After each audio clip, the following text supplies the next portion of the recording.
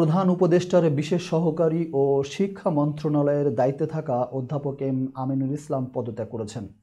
সোমবার মন্ত্রিপরিষদ সচিবের কাছে পদত্যাগপত্র জমা দেন তিনি। পরে সচিবালয়ে শিক্ষা মন্ত্রণালয়ের করিডোরে সাংবাদিকদের সঙ্গে আলাপকালে তিনি এ তথ্য নিশ্চিত করেন। এ বিষয়ে জানতে চাইলে আমিনুল ইসলাম বলেন, আমি কিছুই বলতে চাই না, আমার পিএসের মাধ্যমে পদত্যাগপত্র পাঠিয়ে দিয়েছি। শিক্ষা মন্ত্রণালয়ের সূত্র জানিয়েছে, সরকারের চাওয়াতেই তিনি পদত্যাগ করেছেন। অন্তর্বর্তীকালীন সরকার গঠনের পর গত 7 মাসে উপদেষ্টা পরিষদে কয়েক দফা রদবদল ও নতুন নিয়োগ হয়েছে। বর্তমানে প্রধান উপদেষ্টা সহ সরকারের 23 জন উপদেষ্টা রয়েছে। গত বুধবার অধ্যাপক চৌধুরী রফিকুল আবরার উপদেষ্টা হিসাবে শপথ নিয়ে শিক্ষা মন্ত্রণালয়ের দায়িত্ব পেয়েছেন।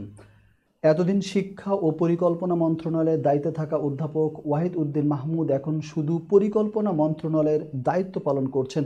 এর আগে গত নভেম্বরে প্রধান উপদেষ্টা মোহাম্মদ ইউনূস প্রতিমন্ত্রীর পদমর্যাদায় 3 জন বিশেষ সহকারী নিয়োগ দেন। তারা স্বরাষ্ট্র, স্বাস্থ্য ও শিক্ষা উপদেষ্টাদের সহযোগিতা করছিলেন।